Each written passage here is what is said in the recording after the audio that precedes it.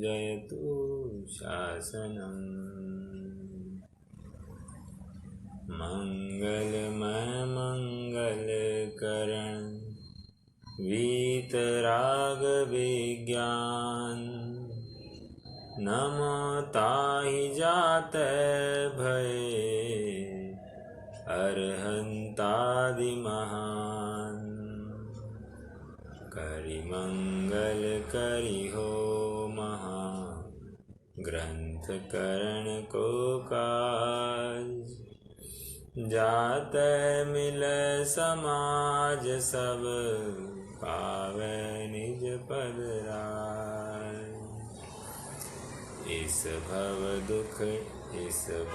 के सब दुख निके कारण मिथ्या भाव तिनकी सत्ता नाश करी प्रगट मोक्ष उपाय।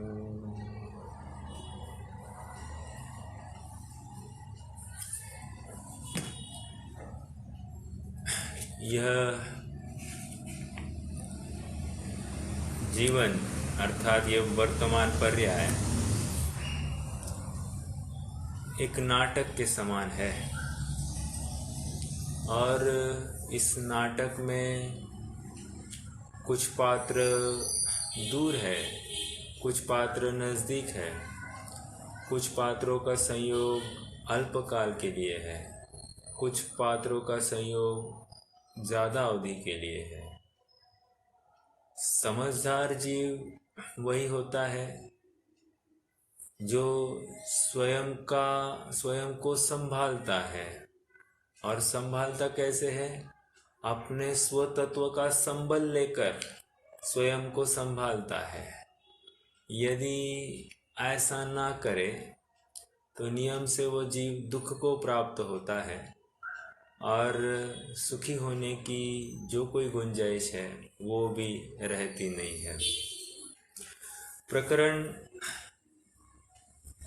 यह जीव दुखी क्यों है ये तो चल ही रहा है, लेकिन अब इसके तात्विक शैली में निरूपण किया जा रहा है। और पंडित साहब ने दूसरे और तीसरे अध्याय में खूब बताया कि इसके कर्म बंधन रूपी रोग है और उस रोग में इस जीव की क्या क्या हालत हुई है। अब इसको एक अलग डायमेंशन से प्रस्तुत किया जा रहा है और उसको उसका गृहीत मिथ्यात्व दिखाया जा रहा है। साथ साथ ये गृहीत मिथ्यात्व क्यों हो रहा है तो कह रहे हैं प्रयोजनभूत और अप्रयोजनभूत तत्व ही नहीं या पदार्थ ही नहीं समझता है। और प्रयोजनभूत का अर्थ जिनको जानने से इस जीव का जानने मानने से जीव का कल्याण हो और जिनके जानने मानने से जीव को दुख की प्राप्ति हो वे अप्रयोजनभूत पदार्थ है। अनेक उहापोह हुए कि सर्व पदार्थ तो प्रयोजनभूत में ही आते हैं तो अप्रयोजनभूत में क्या लेंगे। तो उसमें हमने ये देखा कि जिसमें स्व का स्वत्व है और पर का परत्व भाषित हो वो प्रयोजनभूत हो जाएगा, और जिस पर पदार्थ में स्वत्व स्थापित हो जाता है वो सचमुच दुख का कारण अप्रयोजनभूत हो जाता है। फिर प्रकरण आया मिथ्या दर्शन की प्रवृत्ति और ये जीव को मिथ्या दर्शन क्यों हुआ। तो कह रहे हैं कि जो पर में एकत्व ममत्व कर्तृत्व बुद्धि है उस एकत्व ममत्व कर्तृत्व बुद्धि को लेकर यह जीव दुख को प्राप्त हुआ है। हम पृष्ठ क्रमांक 80 पर आए थे और हमने देखा कि जीव का और पुद्गल का ऐसा निमित्त नैमित्तिक घना संबंध है कि उसको ये भासित ही नहीं होता है कि इंद्रियों के माध्यम से मैंने कुछ ग्रहण किया है। अर्थात उसको लगता है कि इंद्रिया के बिना मैं ग्रहण ही नहीं कर पाऊंगा, इतना उस इंद्रियों के ऊपर रीझता है। लेकिन वास्तविकता ये है कि इंद्रियां अपने रूप परिणमित होती है और उस समय इसका ज्ञान इस रूप प्रवृत्त होता है कि बराबर इंद्रिया का अवलंबन लिया ऐसे इसे लगता है और इसे ऐसा व्यक्त होता है कि मैं इस इंद्रिया के माध्यम से ही जानता हूँ। लेकिन और इसलिए इसको भ्रम होता है कि मैंने देखा, मैंने सूंघा, मैंने चखा, मैंने सूंघा, मैंने सुना, ऐसा कहकर वो स्वयं इंद्रिया का कर्ता भोक्ता बन बैठता है। जबकि होना ये चाहिए था कि ये स्वयं एक है और वो शरीर या इंद्रिया रूप जो शरीर है वो तो अनंत पुद्गल परमाणुओं का पिंड और उसमें इसने स्वामीपना स्थापित किया है। इसका एक शेर है और वहाँ अनंत शेर होते हुए भी उन सबको अपने अधीन मान बैठा है।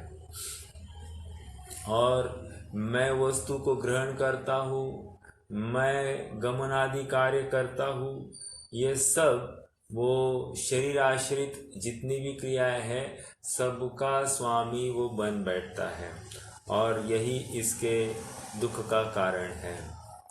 अब प्रकरण को और आगे बढ़ाएंगे।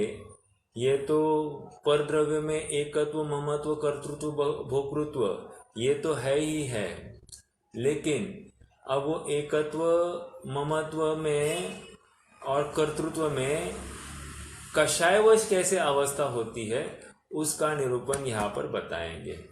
पृष्ठ क्रमांक 81 पर हम हैं। हम 81 पर ही थे शायद, मैं ठीक से अभी मैं रिकलेक्ट नहीं कर पा रहा हूँ, लेकिन शायद मैं इसी 81 पर थे। First paragraph, second paragraph.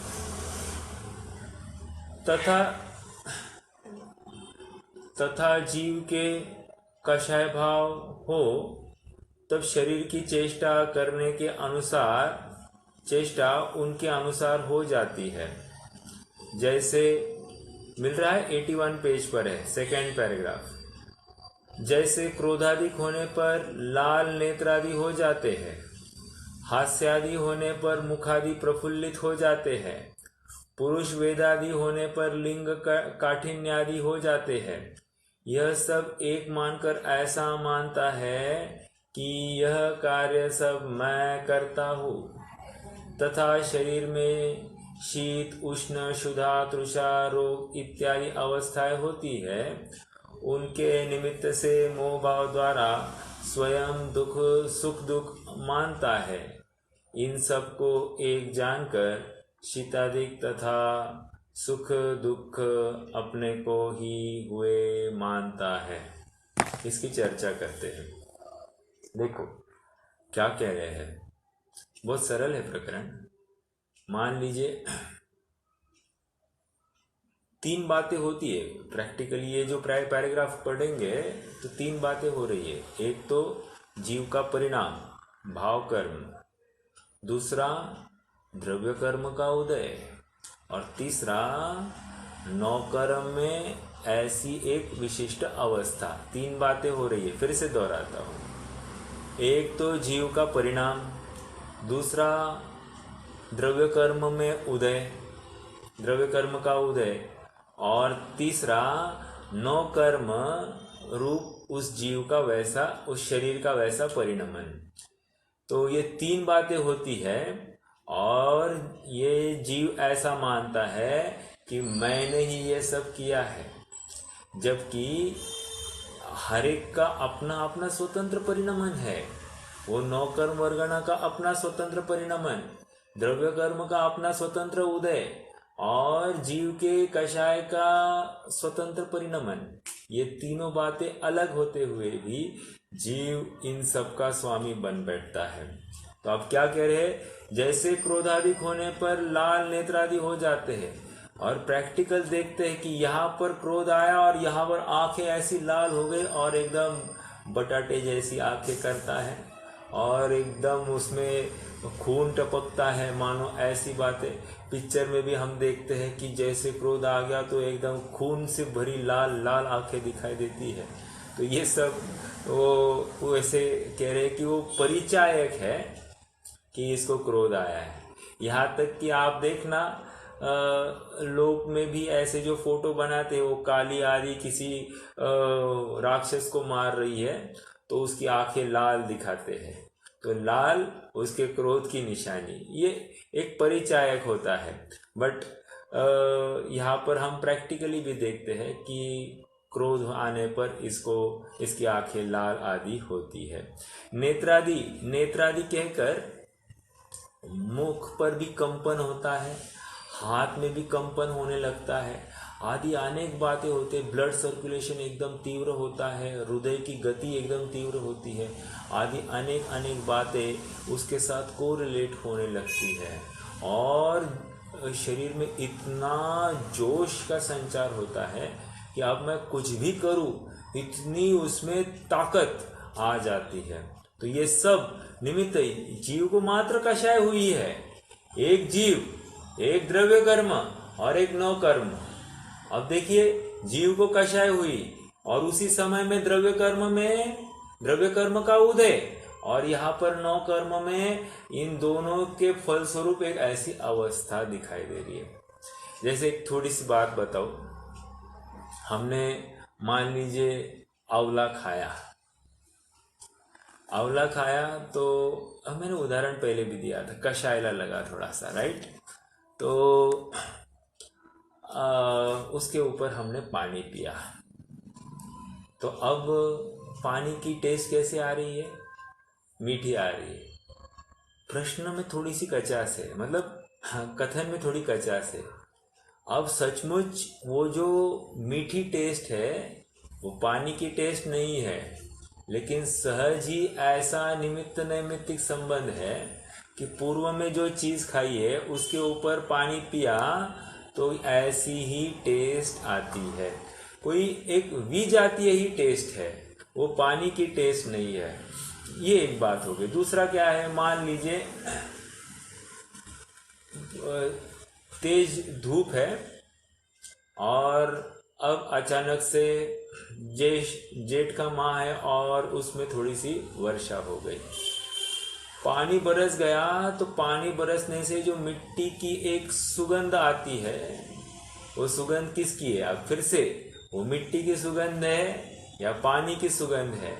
वो तो अपनी एक विशिष्ट अलग ही वो सुगंध आती है। ओके, कहने की बात इतनी है कि सहज ऐसा एक यूनियन में एक निमित्त नैमित्तिक संबंध बनता है, जिसको लेकर हमको एक विशेष कार्य अलग दिखाई देता है। तो यहाँ पर जीव की कषाय, द्रव्य कर्म का उदय, और उसको लेकर यहाँ शरीर में नाना प्रकार की अवस्थाएं पाई जाती है। एक बताया क्रोध, दूसरा हास्यादि होने पर मुखादि प्रफुल्लित होते हैं। यहाँ पर कोई ऐसा एक चुटकुला, एक जोक मार दे तो अपने आप जीव में हास्य नामक एक नौकषाय और साथ साथ वैसे नौकषाय नामक एक द्रव्य कर्म का उदय, और उसको लेकर शरीर भी ऐसा ही प्रफुल्लित हुआ दिखाई देता है। मुख, शरीर मतलब मुख, ऐसा ही प्रफुल्लित हुआ दिखाई देता है। तो ये सब निमित्त नैमित्तिक संबंध है। इसी को काल प्रत्याशक्ति कहते हैं, इसी को काकतालीय न्याय कह रहे हैं, क्योंकि हमने यहाँ पर जीव ने परिणाम करना, यहाँ पर वैसे ही कर्म का उदय होना और यहाँ पर ऐसी शरीर की अवस्था होना, ये तीनों एक काल में हो रहे हैं और तीनों के कारण अपने अपने विशेष अलग है। ऐसा होते हुए भी अब जीव को ये भ्रम होता है कि मैं ही इस शरीर के हास्यादि कषायादि का कर्ता हो गया हूँ, क्योंकि जब जब मैं क्रोध करता हूँ शरीर और आंखें लाल होती है, इसका मतलब ये परिणाम करने से मैं क्रोधी हो सकता हूँ। तो इसको लेकर सामने वाला भी डरा हुआ दिखाई देता है, तो बराबर वैसे ही परिणाम में अब वो स्वामीपना स्थापित करता है। पुरुष वेदादि होने पर लिंग काठिन्य आदि हो जाते हैं। यह सब एक मानकर ऐसा मानता है यह कार्य सब मैं करता हूँ। पुरुष वेद का समझिए, स्त्री वेद का समझिए, नपुंसक वेद का समझिए, तीनों में ऐसे ही अपनी अपनी योग्यता अनुसार परिणाम मतलब स्वयं को ऐसा भाव भाषण हो जाता है। तथा शरीर में शीत उष्ण क्षुधा तृषा रोग इत्यादि अवस्थाएं होती है, उनके निमित्त से मोह भाव द्वारा स्वयं सुख दुख मानता है। इन सबको एक जानकर शीतादिक तथा सुख दुख अपने को ही हुए मानता है। देखिए ना, हमको अरंत का परिचय कैसे दिया गया है? वैसे अरंत का परिचय हमको कैसे दिया गया है? रत्नकर्ण श्रावकाचार्य में है, 4 घाती कर्मों का क्षय, ठीक है। और क्या है? कहते हैं कि जो 18 दोष से रहित, 18 दोष से रहित जो है सो अरहंत है। अर्थात हम और आप इन 18 दोषों से सहित है, और इसीलिए जब तक ये दोष है तब तक सुख वाली अवस्था नहीं हो सकती है।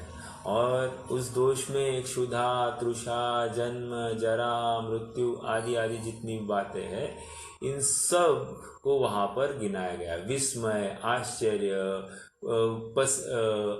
पसीना ये सब बातें वहाँ पर आई है।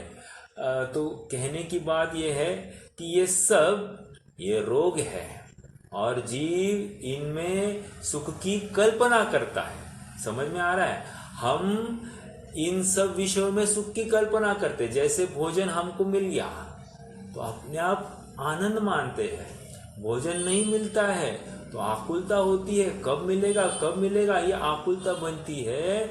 और भोजन से ही सुखी होने की कल्पना कितनी तीव्र है इसका हमको एहसास हो जाता है। वैसे ही प्यास, अभी मान लीजिए रात्रि हो गई है और आज शाम को दिन ढलने से पहले हमको पानी पीने का अवसर नहीं मिला, हम कहीं बाहर थे और साथ में पानी की व्यवस्था नहीं थी, तो इसको लेकर कितनी आकुलता होती है।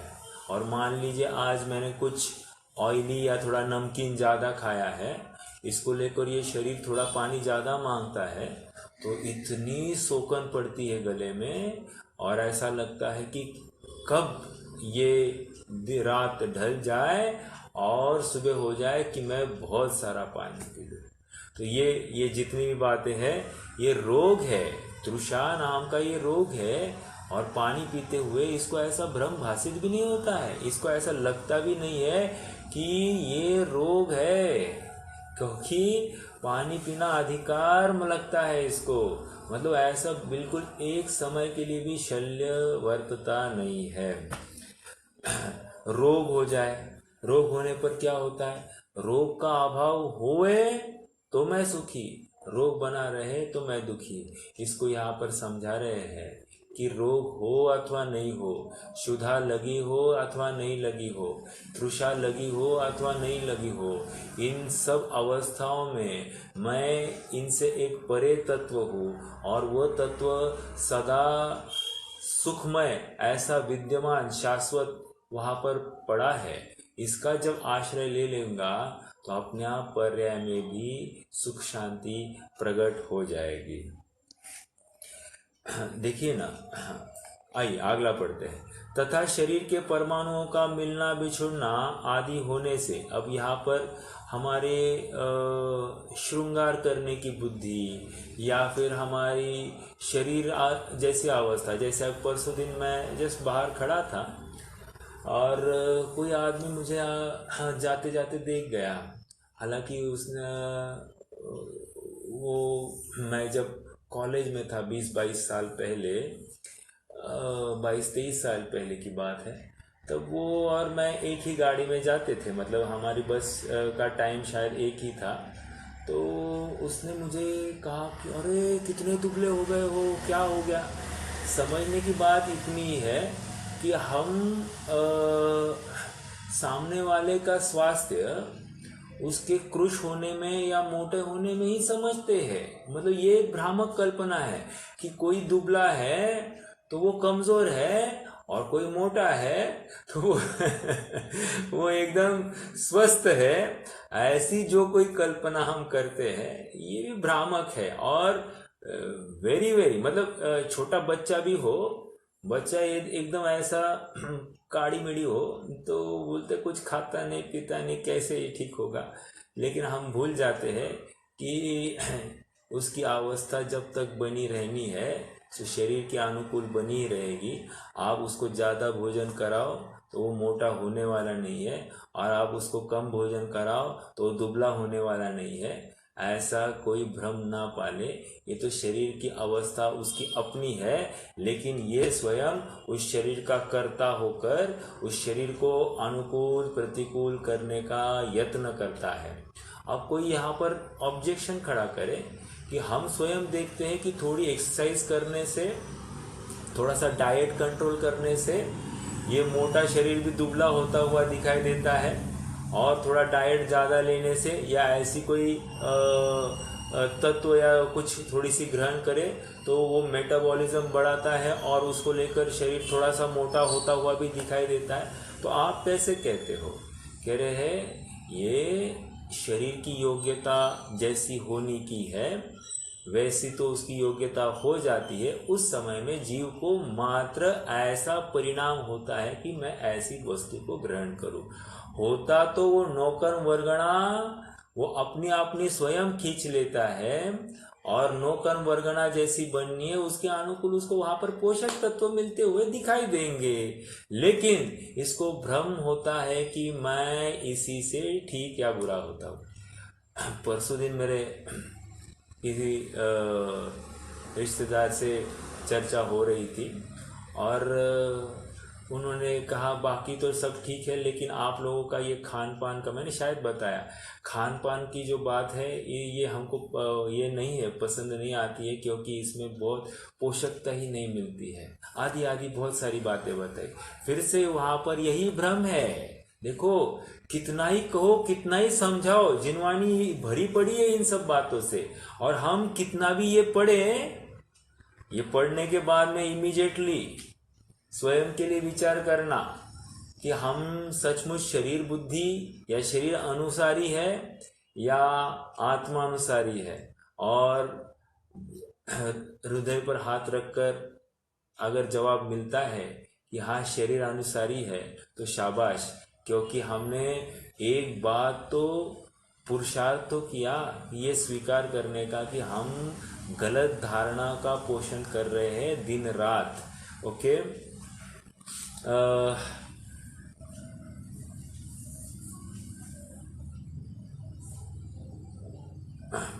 तथा शरीर के परमाणुओं का मिलना बिछुड़ना आदि होने से अथवा उनकी अवस्था पलटने से या शरीर स्कंद के खंड आदि होने से स्थूल कृशादिक बाल वृद्धादिक अथवा अंगहीनादिक होते हैं, और उनके अनुसार अपने प्रदेशों का संकोच विस्तार होता है। यह सबको एक मानकर मैं स्थूल हूँ, मैं कृश हूँ, मैं बालक हूँ, मैं वृद्ध हूँ, मेरे अंगों का भंग हुआ इत्यादि रूप मानता है।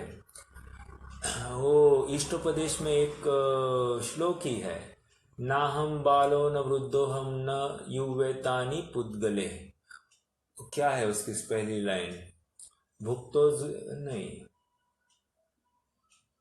न में मृत्यु न में व्याधि। हाँ, न में मृत्यु न में व्याधि न में, क्या है? नहीं, न में मृत्यु कुतो भीति। हाँ, न मे मृत्यु कुतो भीतिर् न मे व्याधि कुतो व्यथा नाहं बालो न वृद्धोऽहं नायुवैतानि पुद्गले। ये सब पुद्गल के खेल है, या में ना ही हमारो मेल। कहने की बात यह है कि सब ये पुद्गल की अवस्था है, और जीव मैं बालक हूँ, मैं वृद्ध हूँ, मैं पुरुष हूँ, मैं स्त्री हूँ, ऐसी भ्रामक कल्पना करता है और स्वयं को वैसा ही अनुभवता है। और इस भ्रम को पुष्ट करने के लिए कितनी कितनी बातें हैं कि हम किसी को स्वयं मैं पुरुष हूँ, मैं पति हूँ, मैं स्त्री हूँ, मैं पत्नी हूँ, मैं बेटा हूँ, मैं माँ हूँ, मैं पिता हूँ, ऐसे कितने प्रकार से हम संबोधन कराकर ले लेते हैं और अपना मिथ्यात्व का पोषण करते हैं। और इतना ही नहीं, आज मोबाइल पर ना डेली एक ऐसा आता है कि क्या मालूम क्या सेटिंग है, मुझे मालूम नहीं, लेकिन आता है कि टुडे इज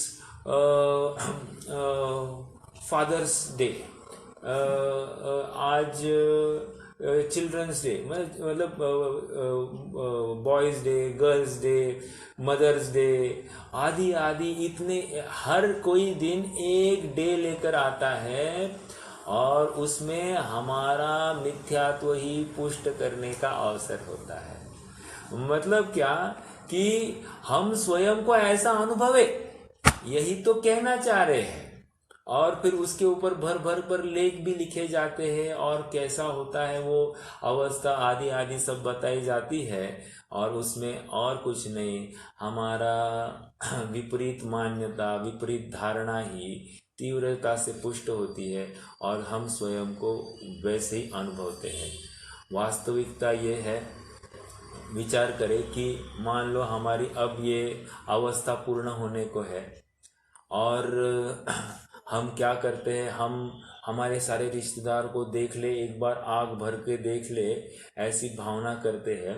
और यहाँ से आयु पूर्ण हो जाए और दूसरे पर्याय धारण कर ले, तो वहाँ पर पर्याय धारण करने पर यहाँ की कितनी याद आएगी। जितने अपने रिश्तेदारों को देखने के लिए हमने आग भर भर के हमने सब अपने रिश्तेदारों को, नाती पोता आदि बच्चों को, पति पत्नी, सब ने एक दूसरे को देख लिया, वहाँ दूसरी अवस्था में जाकर वो अब क्या करेगा।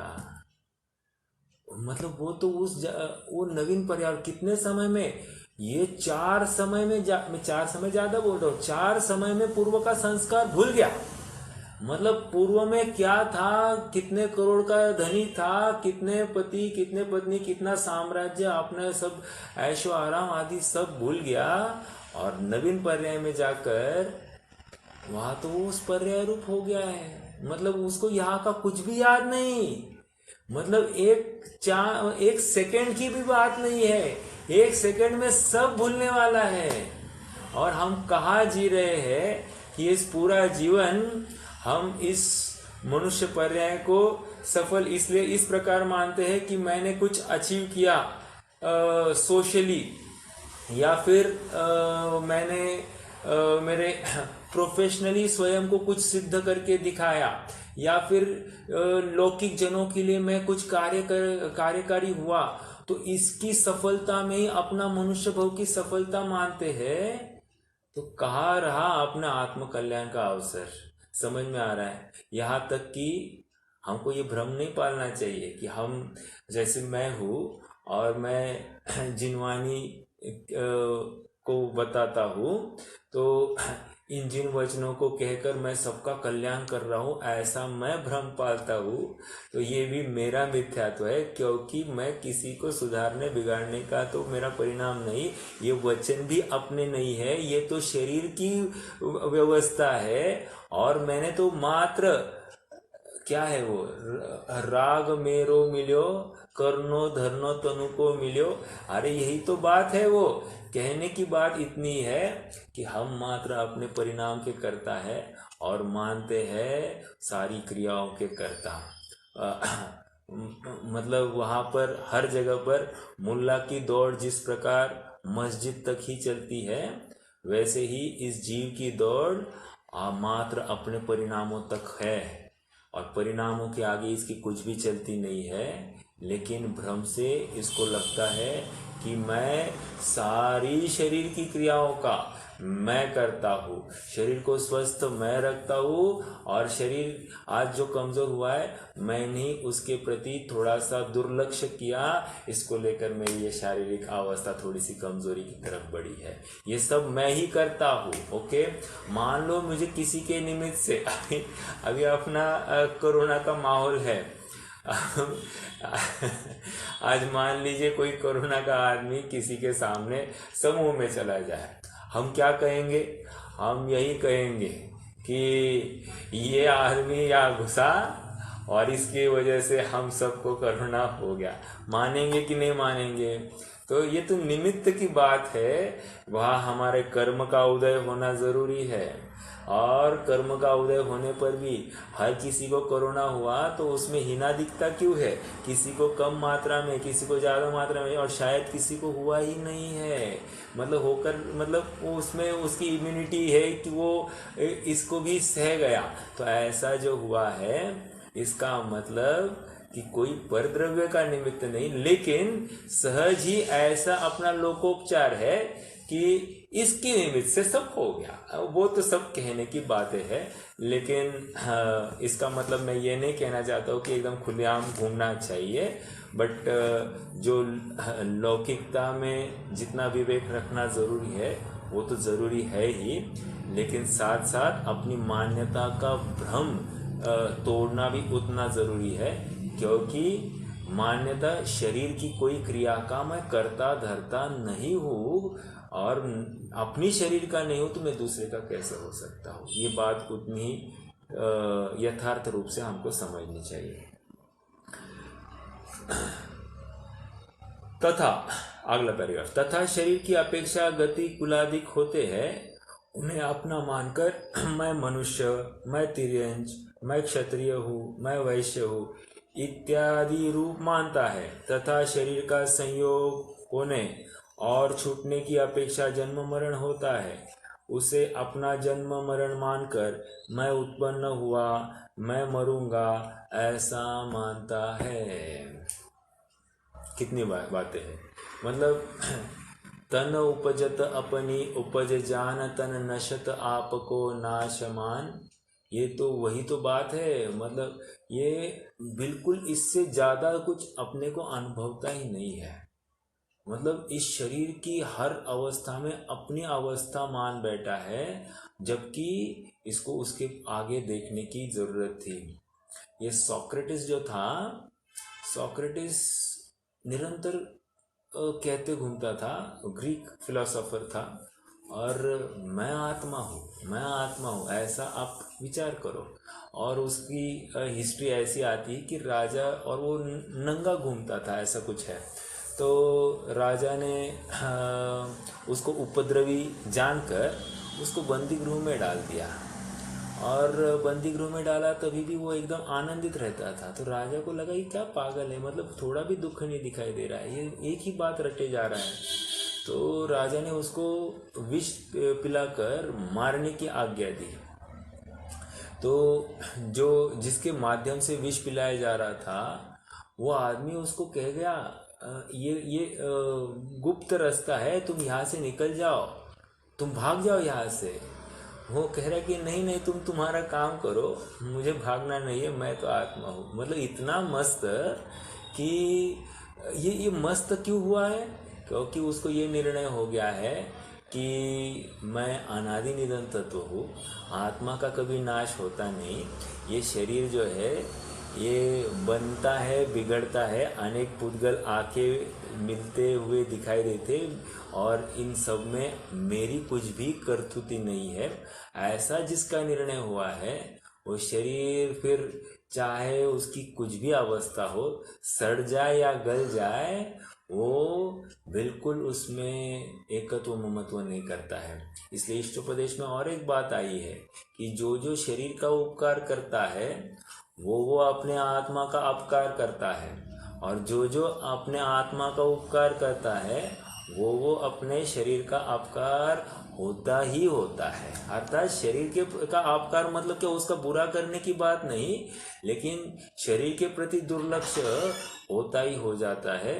तो शरीर की जैसी व्यवस्था बननी है वो तो उदय जनित है, लेकिन उसको लेकर जीव को कोई भी बाधा नहीं होती है।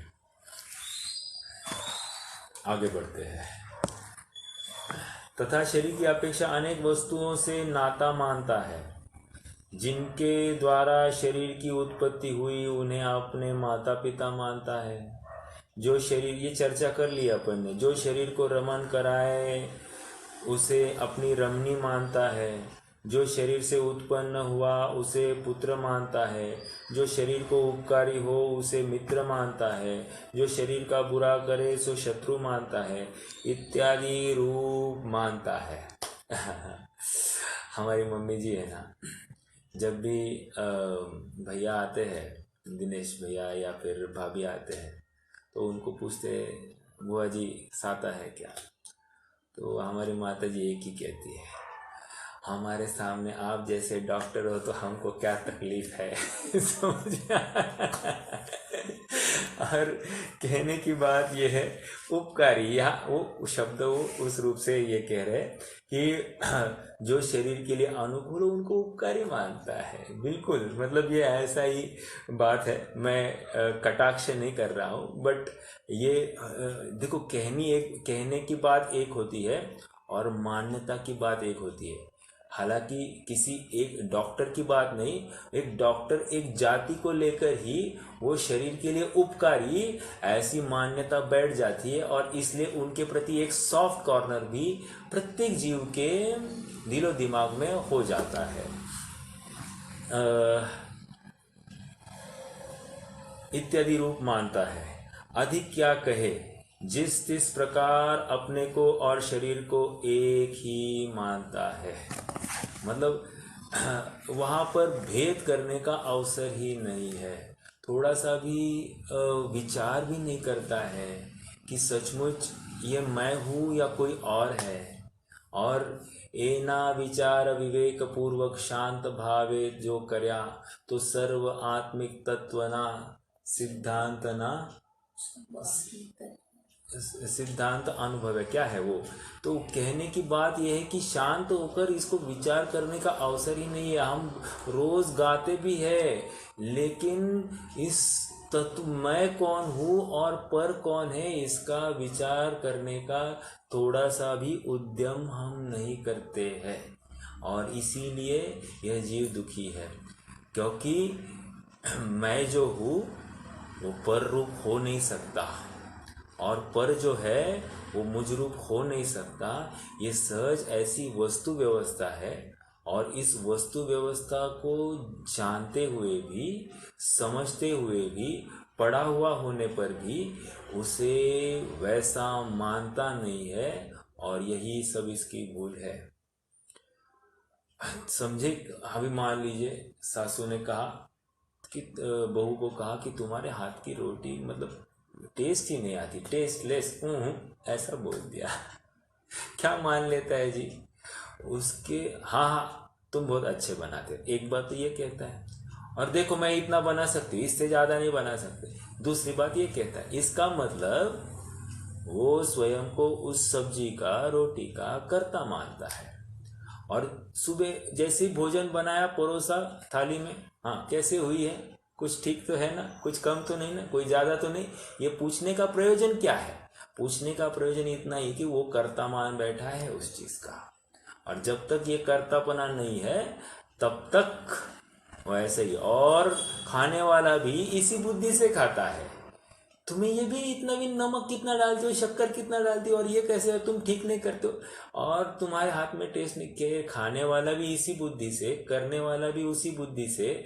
सबके दृष्टि में कर्तापना वो शरीर आश्रित ही है, जबकि जो चीज बनी है वो अपनी योग्यता से बनी है, और उसकी योग्यता उस समय में इसी प्रकार से परिणमित होने की थी। जितने परमाणु उसमें जाने थे उतने ही परमाणु लगने थे, जितनी अग्नि लगनी थी उतनी अग्नि होनी थी, जो आकार बनना था वैसा ही आकार बनना था। ऐसा सब होते हुए भी सब उस वस्तु के अपने आप को कर्ता धर्ता या भोक्ता मान बैठते हैं। और जैसे खाने वाला यूँ समझता है कि जैसे इसे बनाया गया है मेरे लिए, और बनाने वाला ऐसे मानता है कि मैं ही इसका कर्ता धर्ता हूँ, मैं ही इसको अच्छे से परिणमाता हूँ, तब जाकर ये ठीक होता है, आदि आदि अनेक बातें।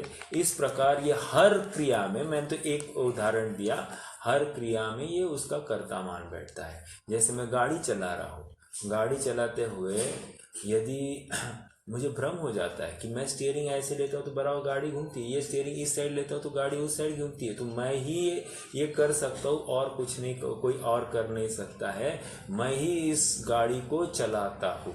लेकिन ये भूल जाता है कि गाड़ी स्वयं अपनी योग्यता से परिणमती है, वो अपनी योग्यता से चलती है, मैं तो मात्र उसमें विकल्प करता हूँ और उस विकल्प का कर्ता मैं हूँ। ये स्वीकार करने में कोई विरोध नहीं, लेकिन ये तो गाड़ी को चलाने का ही कर्ता बन जाता है, गाड़ी का ही कर्ता बन जाता है। ऐसा हर जगह पर हमको दिखाई देता है। आगे बढ़ते हैं। इंद्रियादिक के नाम तो यहाँ कहे हैं, परंतु इसे तो कुछ गम्य नहीं है। अचेत हुआ पर्याय में अहम बुद्धि धारण करता है, उसका कारण क्या है सो बतलाते हैं। इसका मतलब यहाँ पर कह रहे हैं कि इंद्रिया के द्वारा ये प्रवृत्ति कर रहा है, लेकिन पर्याय में एकत्व बुद्धि क्यों है? प्रश्न बार बार हमको यही खड़ा हो रहा है कि इसको पर्याय में एकत्व बुद्धि क्यों है, ये शरीर है, ये भिन्न है, इसको बार बार बताने पर भी ये क्यों नहीं मान रहा है? तो इसका समाधान इस प्रकार कर रहे हैं, कह रहे हैं कि इसकी जो प्रोग्रामिंग हो गई है ना, वो प्रोग्रामिंग ही इसी प्रकार फीड हो गई है, और उसको फिर आप दूसरी तरह से कुछ बोल रहे हो तो वो स्वीकार ही नहीं हो रहा है। एक उदाहरण देता हूँ, एक दो उदाहरण, और फिर ये बात को अपन रखते हैं। देखिए, जैसे आपको पूछूं कि ये जो गाजर है, गाजर, कैरेट, ये कैरेट का वर्ण कौन सा है?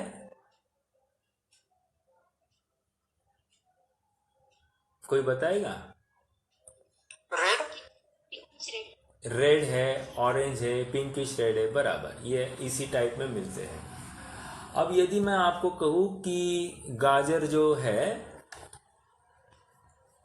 कुछ वर्ष पूर्व, कुछ वर्ष मतलब 200-400 वर्ष पूर्व ये पर्पल कलर के थे, क्या आप मानोगे मेरी बात? लेकिन आप यकीन करना, मैं सत्य कह रहा हूं कि गाजर का कलर पर्पल था। और क्या कहा? तो गाजर का कलर पर्पल था। और यदि यकीन नहीं हो रहा है तो मैं आपको, आप सर्च करना गूगल पर, और गूगल पर बताएंगे कि गाजर का कलर पहले पीला था, फिर बाद में सफ़ेद हुआ, फिर पर्पल हुआ, और आज जो आपने सामने जो पिंकिश रेड या थोड़ा ऑरेंजिश टाइप जो कुछ कहना है उस कलर का है। ये हम देखो, एक प्रोग्राम फीड था कि आज हमारे सामने जो दिखाई दे रहा है उसी के ऊपर हम विश्वास करते कि गाजर का कलर ऐसे ही है। अब कोई दूसरा के गाजर ये हो ही नहीं सकता, क्योंकि गाजर का कलर पर्पल है, तो हम उसको पागल करेंगे, पागल कहेंगे। लेकिन अगर मैं प्रमाण दिखाता हूं तो आप कदाचित थोड़ी सी बात मेरी स्वीकार करेंगे, और फिर हर बार जब आप अगली बार जब आप गाजर देखेंगे तो आपके ज्ञान में एक बात होगी कि ये ओरिजिनल नहीं है, ओरिजिनल तो वैसा था। तो ये अब आपके ज्ञान में थोड़ा सा अंतर पड़ना चालू होगा जब आपको एक प्रमाण मिलेगा। निष्कर्ष इतना ही है कि जो प्रोग्राम फीड था, उस फीडेड प्रोग्राम में अब थोड़ा सा अंतर कब पड़ा? जब इसमें एक नवीन प्रोग्राम साइमल्टेनियसली फीड किया जाए। यह तो मैंने उदाहरण दिया, और एक उदाहरण देता हूँ।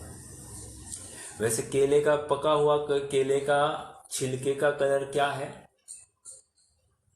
तो पीला कलर है ना। पका हुआ केला हमको पीला दिखाई देता है। लेकिन क्या आपको पता है कि केले का कलर कुछ काल पूर्व लाल था, लाल। मतलब यह हमको स्वीकार ही नहीं है। और एक बात बताओ, जैसे आज साइंस, कुछ संशोधकों ने देखा है कि गाजर में वो विटामिन ए है ही नहीं, यहाँ तक बोलते हैं। कहने की बात इतनी है कि जिसको हम विटामिन ए के नाम से हम पढ़ते आए हैं, नाइट ब्लाइंडनेस हटाता है, ऐसे हमारी किताबों में लिखा है। आज अब साइंस यहाँ तक कह रहा है कि उसमें विटामिन ए नाम की कोई चीज ही नहीं। ये आयुर्वेद में लिखा है कि गाजर आंखों के लिए अहितकारी है। अहितकारी है। देखो, आप प्रमाण दे, थैंक यू, आपने प्रमाण दिया है। क्योंकि मैं जो ये बोल रहा हूँ, शायद हम सब में से किसी को ये बात हजम ही नहीं होगी। बट चूंकि आप डॉक्टर है तो, और आपने ही ये बात रखी, तो कहीं ना कहीं प्रामाणिकता वहां पर दिखाई देती है। कहने की बात इतनी है कि ये स्वीकार नहीं होती है। कोई भी बात नवीनता से मैं पेश करूं तो ये शायद स्वीकार नहीं होती, क्योंकि प्रोग्राम इसी प्रकार फीडेड है। और शायद आप सबको मेरे ऊपर गुस्सा भी आ सकता है। जैसे कल वो शुल्लक आयलक की जो भूमिका की बात रखी, ये सुनकर आपको अटपटी लगी, तो कुछ आप इमीडिएटली बोल गए कि नहीं, ये हो ही नहीं सकता। क्यों? क्योंकि ऐसे ही हमने देखा है। लेकिन इसका इतिहास झांक कर देखते हैं और हमारे सामने कुछ प्रमाण आ जाते हैं, तो हम थोड़ा बहुत विश्वास रखना चालू करते हैं। क्योंकि जैसा अभी हमारे सामने प्रोग्राम फीड है, वो हम उसी को स्वीकार करते। यही तो अपनी मानसिक प्रवृत्ति होती है, हर किसी की ऐसी ही होती है, तो इसमें विरोध नहीं है। लेकिन अब ये इतने उदाहरण देकर मैं ये सिद्ध करना चाह रहा हूं कि ये जीव इस पर्याय में मूड क्यों हुआ है, क्योंकि ये बराबर इंद्रिया के माध्यम से काम लेता है और उसको बराबर काम होते हुए दिखाई देता है। जब ये सुनने का यत्न करता है तो ये सुन लेता है। जब ये देखने का यत्न करता है तो आंखों से देख सकता है। और कोई आकर इसके कान बंद कर दे तो तड़पता है, आंख बंद कर दे तो एकदम से तड़पड़ाता है, उसको नहीं देखे बिना सूझता नहीं है। तो ये निश्चित कर लेता है कि ये इंद्रियों से ही मैं जानता देखता हूँ, और ये ऐसा ही प्रोग्राम इसका फीड हो गया है। और जब कोई तत्ववेत्ता या जिनवानी इसको ये बताती है कि तू इंद्रियों के माध्यम से जानता देखता नहीं है, तू तो मात्र अपने ज्ञान से जानता देखता है, तू सूंघता नहीं है, तू तो उस पर्टिकुलर वस्तु का मात्र ज्ञान करता है, ज्ञान का वेदन करता है, तू चखता नहीं है, उस रस का तुम्हें मात्र ज्ञान, तुम्हारे ज्ञान में झलकता है। ऐसा जब कोई कहता है तो ये थोड़ा सा विचार करने के लिए प्रवृत्त होता है। अर्थात इसका जो प्रोग्राम फीड था, उस प्रोग्राम फीड में एक अल्टरनेटिव प्रोग्राम खड़ा होता है, और कभी थोड़ा सा वो विचार करे तो प्रयास करने लगता है कि सचमुच मैं तो जीव हूँ। क्योंकि देखो ना, एक मुर्दा ऐसे सामने मैंने मरा हुआ देखा है, उसकी भी सब इंद्रियां हैं, लेकिन वो जानता देखता नहीं है, और मैं जान देख रहा हूँ। इसका मतलब वो इंद्रिया के माध्यम से कुछ हो नहीं रहा है। जो जानने देखने वाला कोई तत्व है वो अलग है, ऐसा वो विचार करने के लिए मजबूर हो जाता है। और जब ये ऐसा विचार करता है तो वो नवीन प्रोग्राम अब थोड़ा थोड़ा हावी होने लगता है। और थोड़ी कालांतर में जैसी प्रैक्टिस बढ़ जाती है, प्रैक्टिस करने के बाद में सहज ही इसका ये विश्वास हो जाता है कि मैं इंद्रिय से जानता नहीं हूँ, मैं तो अपने ज्ञान से जानता हूँ। और इसीलिए सुखी होने के लिए मुझे पर के अवलंबन की जरूरत नहीं है। ये जैसे ही विश्वास हो जाता है, अपने आप पर का अवलंबन टूट जाता है। आइए हम थोड़ा सा पढ़ते हैं और कुछ विशेष समझेंगे। अधिक क्या कहे, जिस प्रकार से अपने को और शरीर को एक ही मानता है। इंद्रियाधिक के नाम तो यहाँ कहे हैं आगे बढ़ते हैं। इंद्रियाधिक के नाम तो यहाँ कहे हैं, परंतु इसे तो कुछ गम्य नहीं है। अचेत हुआ पर्याय में अहम बुद्धि धारण करता है। देखो, अचेत कह दिया। अचेत कहकर क्या कहना चाहते मालूम है आपको? अचेत कहकर ये जीव को छोड़कर बाकी सब कुछ अचेतन में डाल दिया है। जैसे समय सार में जीव अजीव अधिकारी है, बराबर। तो पुद्गल, धर्म, अधर्म, आकाश, इन सबको अचेतन में ले लिया है, अजीव में ले लिया, वो जीव नहीं है, इतना ही बोलकर वहां पर खत्म कर दिया। वैसे यहाँ पर अचेत हुआ कहा गया, पर्याय में अचेत हुआ पर्याय में अहम बुद्धि धारण करता है। अचेत मतलब पर में ही स्वत्व की स्थापना करता है। ओके, इसलिए अचेत है तो चेतन, लेकिन पर से अपने चेतनत्व की कल्पना करता है, या अचेतन पदार्थ से चेतनत्व की कल्पना कर रहा है, ये उसकी भूल। उसका कारण क्या है सो बतलाते। इस आत्मा को अनादि से इंद्रिय ज्ञान है, एक उससे स्वयं अमूर्तिक है और वह तो भाषित नहीं होता, परंतु शरीर मूर्तिक है, वही भाषित होता। क्योंकि दिखाई क्या देता है? मूर्तिक दिखाई देता है, और जो दिखाई देता है उसी के ऊपर विश्वास करता है, तो मूर्तिक है, वही भाषित होता है। और आत्मा किसी को आप रूप जानकर अहम बुद्धि धारण करे ही करे। सो जब स्वयं पृथक भाषित नहीं हुआ, तब अपने समुदाय रूप पर्याय में ही अहम बुद्धि धारण करता है। Important point to be noted. यहाँ पर कह रहे हैं कि आत्मा का काम है क्या, कि वो किसी में न किसी में अपनत्व स्थापित करे ही करे। तो इस आत्मा को जो वस्तु दिखी, तो क्या दिखी?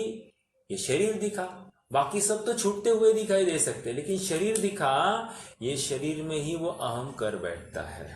ओके, और जो जो फिर शरीर के लिए अनुकूल, उन सब में अहम बुद्धि, जो जो शरीर के लिए प्रतिकूल, उन सब में द्वेष बुद्धि, ऐसा वो कर ही बैठता है। अहम बुद्धि धारण करे ही करे। सो जब स्वयं पृथक भाषित नहीं हुआ, तब उनके समुदाय रूप पर्याय में ही अहम बुद्धि धारण करता है।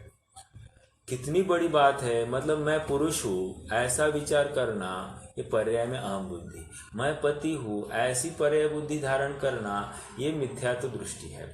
मैं पिता हूँ ऐसी बुद्धि धारण करना, ये मिथ्यात्व दृष्टि। मैं भाई हूँ, मैं बहन हूँ, ऐसी जो कोई कल्पना करना, ये सब पर्याय दृष्टि मिथ्या। रक्षाबंधन मनाए जा रहे हैं, भाई दूज मनाया जाता है, ये कड़वा चौथ आदि किए जाते हैं, ये क्या है? ये सब पर्याय में अहम बुद्धि धारण करने के ही तो सब त्योहार और अवसर हमने ढूंढ निकाले हैं। समझ में आ रहा है? और इसको लेकर तीव्र गृहित मिथ्यात्व ये जीव और पुष्ट करता है। समझ में आया? आगे पेज नंबर 82।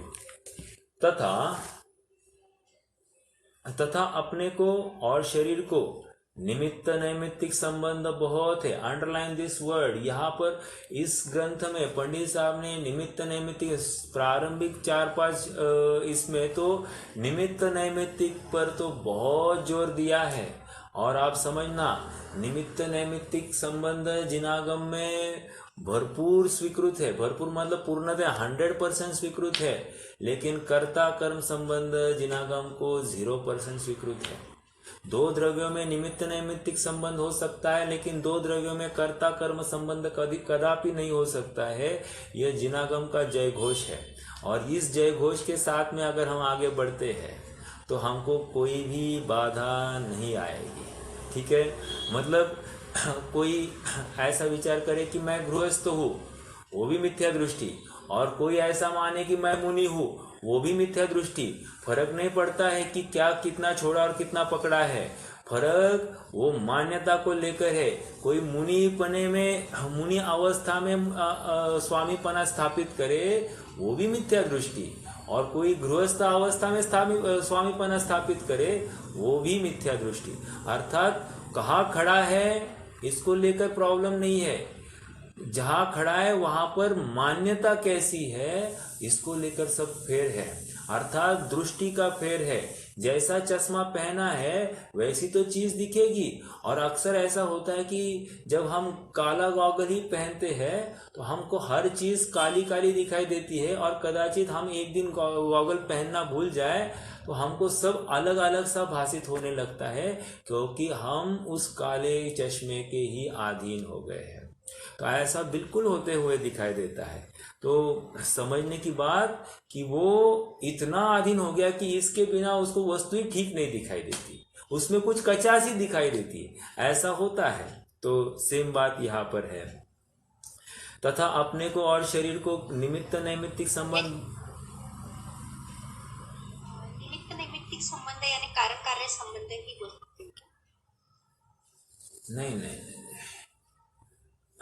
कारण कार्य संबंध इस प्रकार लगाइए, निमित्त कारण और नैमित्तिक कार्य, इस प्रकार से आप लगाते हैं तो कोई विरोध नहीं। लेकिन कर्ता कारण और कर्म कार्य ऐसा नहीं लगाया जा सकता। मतलब दो द्रव्यों में जीव द्रव्य कर्ता और पुद्गल द्रव्य कर्म ऐसा नहीं हो सकता, या पुद्गल द्रव्य कर्ता और जीव द्रव्य कार्य ऐसा नहीं हो सकता। ओके, तो कारण कार्य संबंध निमित्त कारण और नैमित्तिक कार्य इस रूप में लगाते हैं तो कोई फर्क नहीं पड़ रहा है। ओके, वही सेम थिंग है। आप किस प्रकार से उसको इंटरप्रेट करते उसकी तरफ से बात चलती है। दो द्रव्यों में कर्ता कर्म संबंध नहीं लगाएंगे, दो द्रव्यों में निमित्त नैमित्तिक संबंध है, और एक द्रव्य में उपादान उपादेय संबंध है। उपादान भी स्वद्रव्य, उपादेय उसका फल भी अपने ही द्रव्य में आएगा, ऐसा लगाना पड़ेगा। ठीक है, इसलिए भिन्नता भाषित होती है। देखो, समय सार की 86वीं गाथा है, वहां पर निमित्त और उपादान की चर्चा आई है। 86-87 गाथा की टीका देखनी पड़ेगी। वहां पर ये लिखा है, निमित्त होता है अनुकूल और उपादान होता है अनुरूप। ये दो शब्द समझ में आ रहे हैं क्या? निमित्त होता है अनुकूल, जब भी कार्य होता है बराबर अनुकूलता से वहां पर मौजूद होता है, उसको निमित्त कहेंगे। और उपादान अनुरूप ही होता है, मतलब कार्य के होने के अनुसार वैसा ही पुरुषार्थ या वैसी ही होनहार, ये सब आप लगा सकते हैं वहां पर। कहने की बात, अनुकूल और अनुरूप इतना फर्क आता है। अनुरूप मतलब तत्मय, तन्मय हो जाता है, ये उपादान की तरफ से बात होती है। लेकिन निमित्त कभी तन्मय नहीं होता है, निमित्त हमेशा तटस्थ रहता है। और इसीलिए निमित्त की परिभाषा करते हुए उसको हम कैटलिस्ट, संप्रेरक की उपमा देते हैं। संप्रेरक क्या करता है? संप्रेरक रिएक्शन को या तो घटाता है या तो तेज करता है। लेकिन संप्रेरक में क्या घटा बढ़ा? संप्रेरक तो जैसा है वैसा ही रहा, अर्थात उसमें कुछ भी फर्क नहीं पड़ा, हुआ तो बाकी रिएक्शन में। तो इसी प्रकार की बात है, निमित्त है लेकिन वो उसके हाजिरी में ही काम होता है। जैसे दूध में आप नरेटी डालो तो नरेटी डालने से क्या है, दूध का दही बनता है। तो हमको, और वैसे नहीं डालो तो दूध शायद अलग फॉर्म में दिखाई देगा। लेकिन नरेटी डाली तो नरेटी का क्या गया दूध में? कुछ भी नहीं गया, नरेटी तो नरेटी ही रही है। उसका वजन देखेंगे तो उतनी ही वजन दिखेगी। ऐसा होते हुए भी हमको दूध तो बराबर दही रूप परिणमित हुआ दिखाई दे रहा है। समझ में आया? तो निमित्त नैमित्तिक इस प्रकार लगाएंगे, अनुकूल अनुरूप। हाँ रोहित भैया, प्रश्न है? भैया जी, ये निमित्त ऐसा लगता है वो जब नहीं रहा तो भी कुछ भी नहीं हो सकता, कुछ भी नहीं होता था। हाँ, मतलब नहीं भी रहा तो भी, लेकिन वो हर बार वो काम नहीं वो होगा। बोलते हैं। हाँ, 100% you are right. You are not 10% और 15% और 5% राइट, यू आर 100% राइट कि निमित्त नहीं हुआ तो काम नहीं होता, ये 100% सही बात है। फिर हम क्या निमित्त की राह देखते बैठे? इसका मतलब निमित्त होना नहीं होना ये हमारे अधीनता की बात नहीं है, लेकिन जब भी कार्य होना है निमित्त आसमान से टपक जाता है, ये सहज ऐसा योग बन जाता है। तो हम क्या करें, ये ग्रंथ में आगे पंडित साहब स्वयं लिखेंगे कि वहां पर एकमात्र पुरुषार्थ से ही मोक्ष की प्राप्ति। उन्होंने पांच कारणों में 5 समवाय है ना, 5 समवाय की हाजिरी में कार्य होता है। ऐसा होते हुए भी उन्होंने 5 समवाय में मात्र एक ही समवाय को पुरुषार्थ के ऊपर बल देकर उन्होंने कार्य होने की सिद्धि घटाई है। निमित्त को या फिर त्रिकाली उपादान को कुछ भी गिना नहीं है, एकमात्र पुरुषार्थ को ही उन्होंने कारण बताया है। होनहार काल लब्धि इनको भी कुछ गिना ही नहीं, कह रही मेरी होनहार होगी तो काम होगा, तो ये निठल्ला बैठा रहेगा, ये प्रयास ही नहीं करेगा। तो प्रयास करने के लिए इसके हाथ में जो है वो तो ये करे ही करे, लेकिन कार्य तो योग्यता के अनुसार होगा। ओके, तो ये भी सहज स्वीकार होवे, इसी को सहजता कहते हैं। देखो ये 2 साइडेड बात है। यदि कोई बहुत शिथिल हो तो उसे बताया जाएगा पुरुषार्थ करो तो ही कार्य होगा, और कोई बहुत पुरुषार्थ कर रहा है और आकुलता हो रही है और उसको कार्य की सिद्धि नहीं हो रही है, तो कह रहे हैं तुम पुरुषार्थ तो करते रहो लेकिन फल की वांछा मत करो, फल बराबर तुम्हें योग्यता के अनुसार मिलेगा ही मिलेगा। ऐसा होगा ही नहीं कि तुमने पुरुषार्थ किया और फल नहीं मिला है। जब तुम्हारा यथार्थ पुरुषार्थ होगा 100% तुम्हें फल भी मिलेगा। इसका मतलब तुम्हारे पुरुषार्थ में और कुछ कमी है, तुम और यथार्थ पुरुषार्थ करने की कोशिश करो। कहने की बात उसको मायूस न करते हुए उसको होनहार की तरफ भी उसकी दृष्टि डाली जाती है, अर्थात होनहार को भी गिनाया जाता है और उस समय में सब निमित्त भी होते हुए दिखाई देंगे। फिर से निष्कर्ष इतना ही है कि निमित्त प्रत्येक कार्य में हाजिर होता ही होता है, निमित्त के बिना कार्य होता ही नहीं है, ये 100% सही बात है।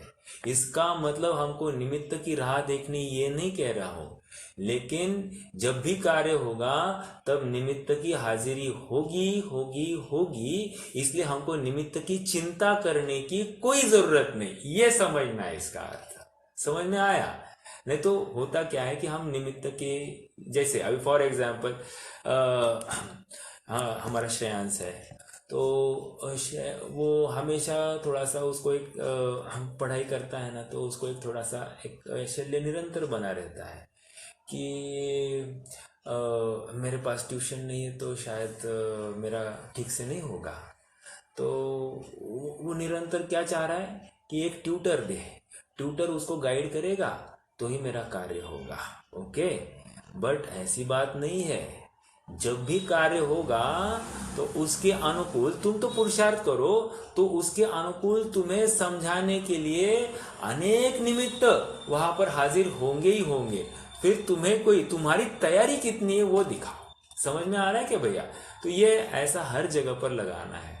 और फिर हम ना जो कोई कमियां है उसके ऊपर दोषारोपण करना बंद कर देते हैं। नहीं तो निमित्त नामक रोग से ये तकलीफ हो जाती है कि ये जीव सारी तकलीफों का जड़ वो परद्रव्य है, स्वयं तो महंत रहता है, और जबकि तकलीफ इसकी तरफ है, परद्रव्य में कुछ भी तकलीफ नहीं है, वो तो एकदम व्यवस्थित है, लेकिन निमित्त के माथे मार कर वो सब निश्चिंत होने की कोशिश करता है। आइए थोड़ा सा पढ़ते हैं और फिर रुक जाएंगे। बराबर है, ठीक है ना भैया? चलिए, इसलिए भिन्नता भाषित नहीं होती, और जिस विचार द्वारा भिन्नता भाषित होती है वह मिथ्या दर्शन के जोर से हो नहीं सकता, इसलिए पर्याय में ही अहम बुद्धि पाई जाती है। तथा मिथ्या दर्शन से यह जीव कदाचित बाह्य सामग्री का संयोग होने पर उसे भी अपनी मानता है। पुत्र, स्त्री, धन, फिर से रिपीट कर रहे पीछे की बात।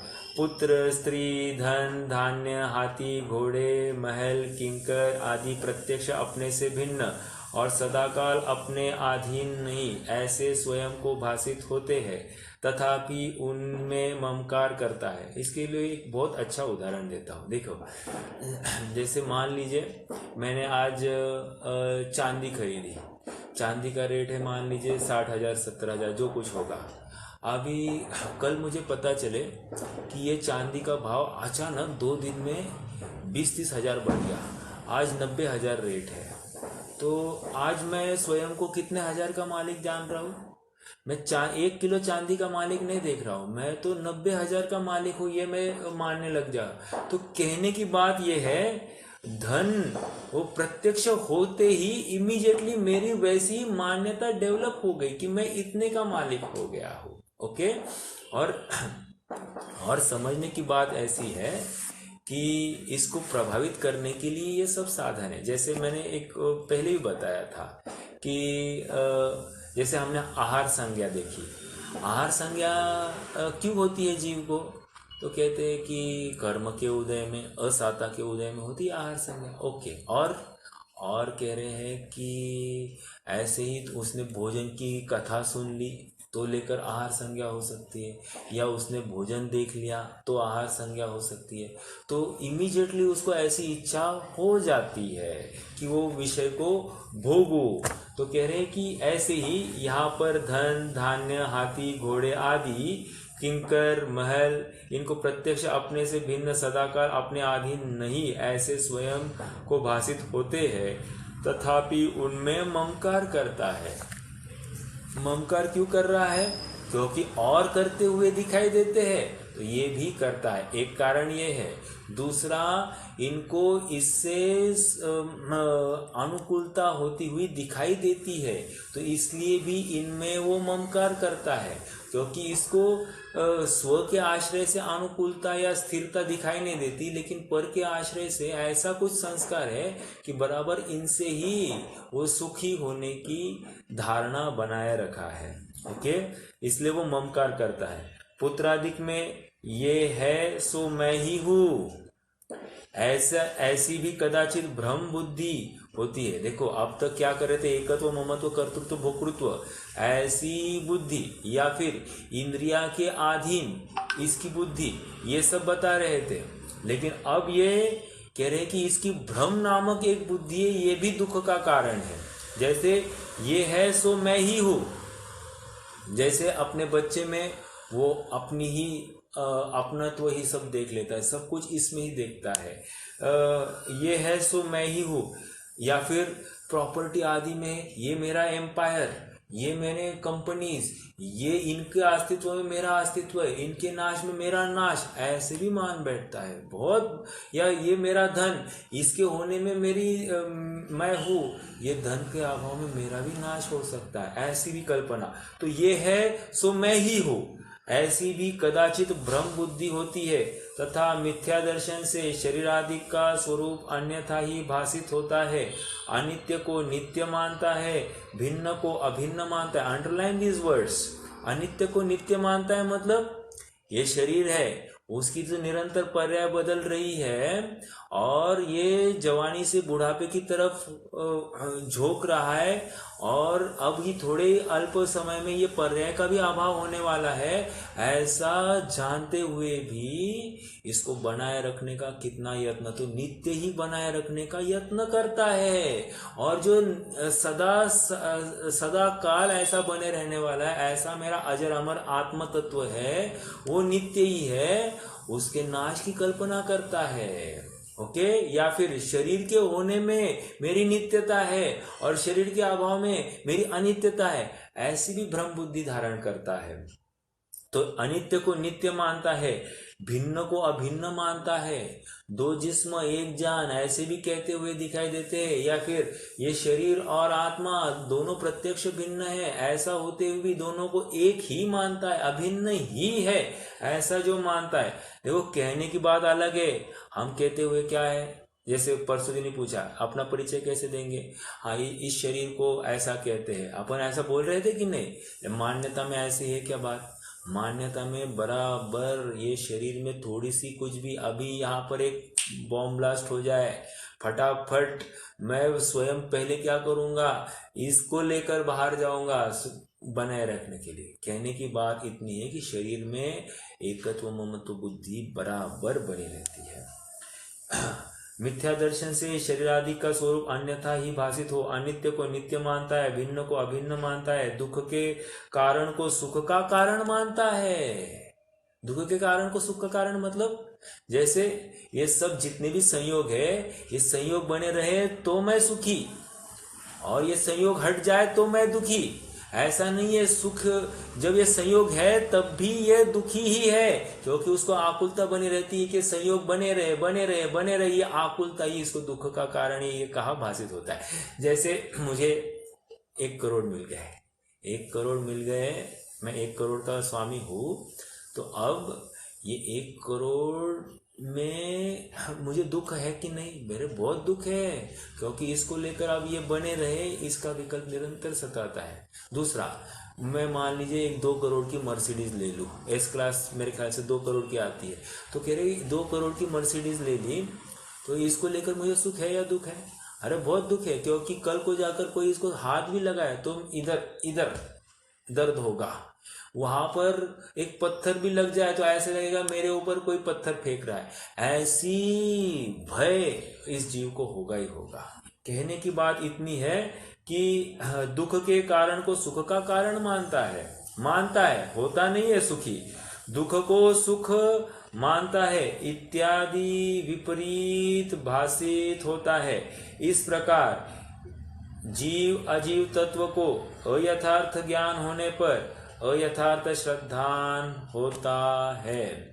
अयथार्थ ज्ञान मतलब अयथार्थ मान्यता, क्योंकि यहाँ पर पहले के आए हैं, हम कहेंगे ज्ञान की तरफ से, समझना है मानने की तरफ से। तो जीव अजीव जैसा जीव है वैसा जीव नहीं माना, शरीर और जीव को मिलकर जीव माना, तो ये अयथार्थ ज्ञान हुआ, और ये ज्ञान होने के साथ साथ मानना भी अयथार्थ हुआ, इसलिए ये जीव दुखी ही होगा। ओके, ऐसे ये इसकी श्रद्धान की बात कह रहे हैं। ऐसा अयथार्थ श्रद्धान दुख का कारण हम और आप ऐसे विपरीत मान्यता से परे हो जाए। कोई मुझे गाली दे तो इस पर्याय को गाली है, जीव को तो कुछ इसमें घटा बढ़ा नहीं है, ऐसा निर्णय करते हुए कषाय से दूर हो जाए तो सहज ही अपनी पर्याय बुद्धि हटेगी, स्वभाव बुद्धि जागृत होगी, निश्चित रूप से यह जीव सुख को प्राप्त होगा। यही मंगल भावना। अब रुकते हैं। ओम नमः। कोई प्रश्न है तो कर सकते हैं, नहीं तो फिर जिन्वाणी स्तुति करेंगे।